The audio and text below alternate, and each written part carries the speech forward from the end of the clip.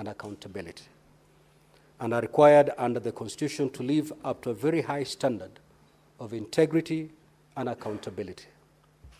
This is the thrust of a number of provisions of the Constitution, including Articles 1, Sub-Article 3, and Articles 10, as well as Chapter 6 of the Leadership and Integrity of State Officers.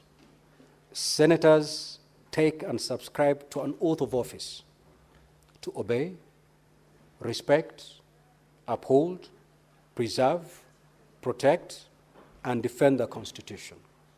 It follows, therefore, that allegations of bribery and extortion made against senators merit the most urgent and deliberate action and intervention.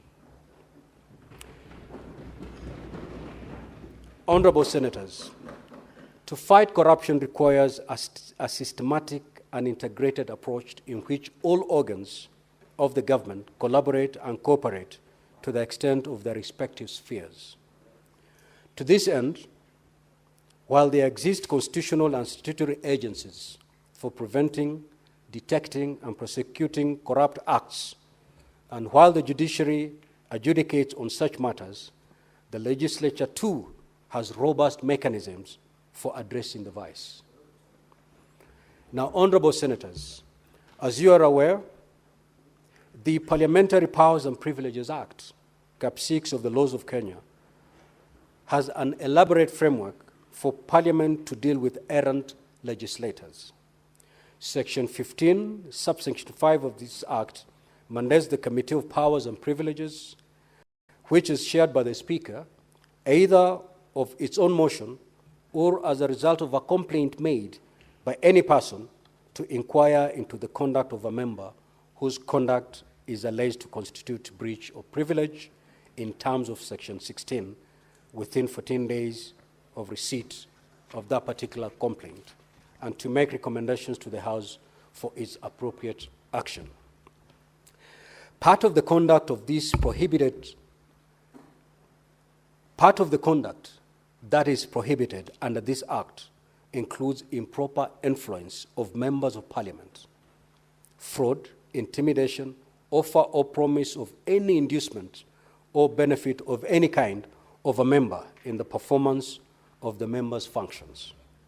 It is prohibited for members to solicit, receive, or accept any fee, compensation, gift, reward, favor, or benefit of any kind for undertaking or for going to undertake their functions. Honorable Senators, for the Senate to invoke this framework, it is most helpful that the information available to the executive and other organs and agencies or other persons is shared with the Senate.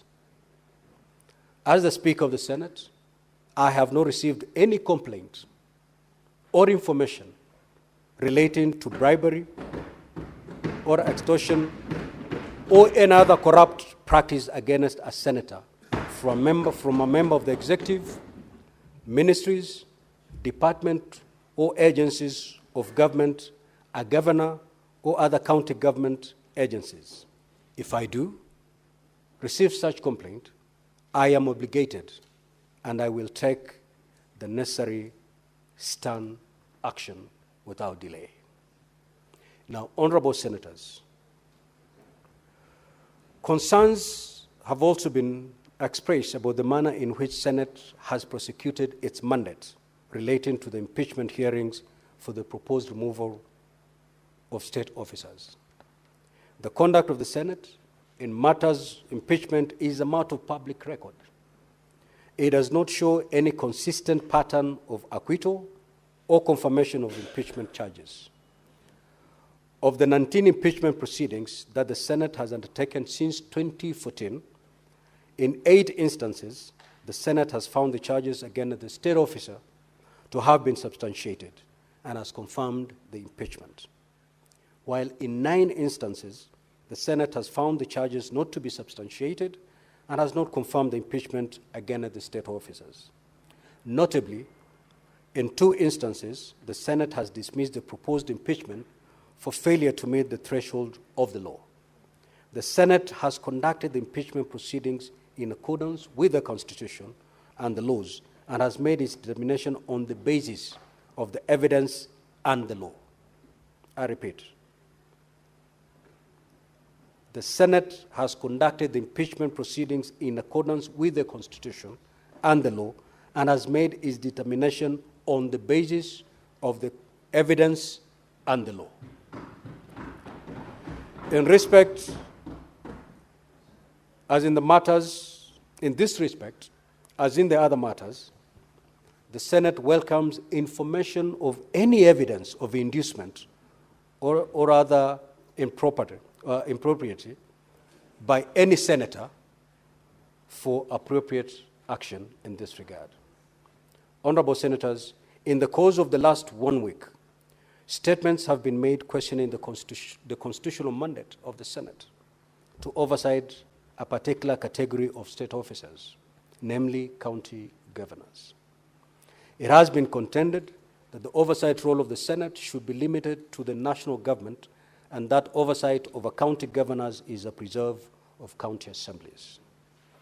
Article 96 of the Constitution sets out as part of the role of the Senate to represent the counties and to protect the interests of counties and their governments. Article 96, Subarticle 3, is explicit that the Senate determines the allocation of the national revenue among counties as provided for in Article 217 of the Constitution and exercises oversight over national revenue allocated to county governments. I repeat that one. Article 96.3 is explicit that the Senate determines the allocation of the national revenue among counties as provided for in Article 217 of the Constitution and exercises oversight over national revenue allocated to the county governments. That is the Constitution. Furthermore, Article 125 of the Constitution decrees that either House of Parliament and any of its committees has power to summon any person to appear before it for the purpose of giving evidence or providing information. This is exactly what the Senate has been doing and will continue doing. Apart from the clear provision of the Constitution on the matter, the superior courts have made a number of decisions addressing the questions of jurisdiction of the Senate to summon and exercise oversight county governors and other county government officials, and the demarcation of the oversight function between the Senate and the county assemblies. In the High Court petition number 334 of 2016, Kialo Kamina versus Senate and others, the court held as follows on the question of oversight responsibility of the Senate. And I quote, "The Senate and the county governments are to work together to ensure that the purpose of devolution is achieved. The two bodies cannot work separately, and since the county government receives funds from the national level, they cannot check themselves.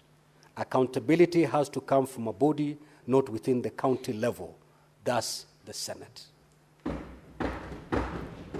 These are the words of the courts.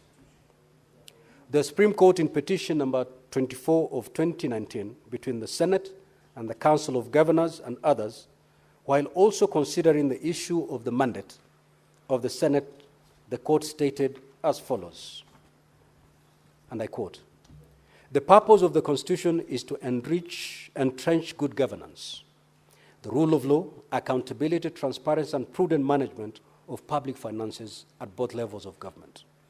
Such grand purpose cannot be served if either the Senate or county assemblies begin to develop centers of oversight influence.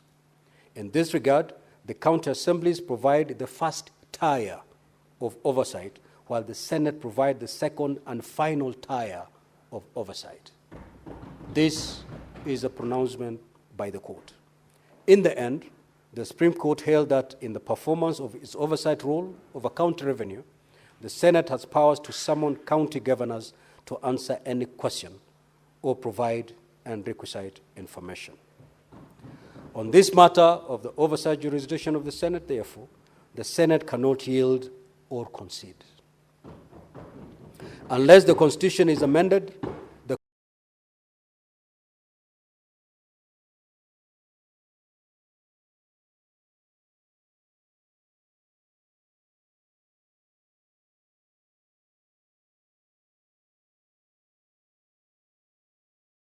constitutional mandate of the Senate is non-negotiable or discretionary.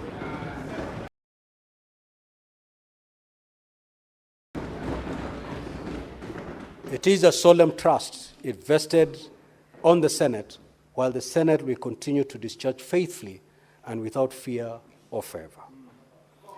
Now, honorable senators, let me conclude by making an impassioned plea to the executive, other agencies of government, county governments, and other persons that it is incumbent on all of us to protect the institution of the legislature, which is the cornerstone of democracy. Holding the legislature to account and requiring the highest standards of integrity is laudable, but it needs to be followed by collaborative action with the legislature itself, by favoring the appropriate officers of the legislative arm with information available to the executive and to other agencies so that the legislature can invoke mechanisms at its disposal to take swift and stern action against errant members. The executive, as well as other agencies and all persons, should also support the Senate in its oversight role in defense of devolved system of government, which our people so painstakingly weaved together for themselves in order to address the disparities and inequalities and other injustices of previous centralized constitutional order. I thank you, honorable senators.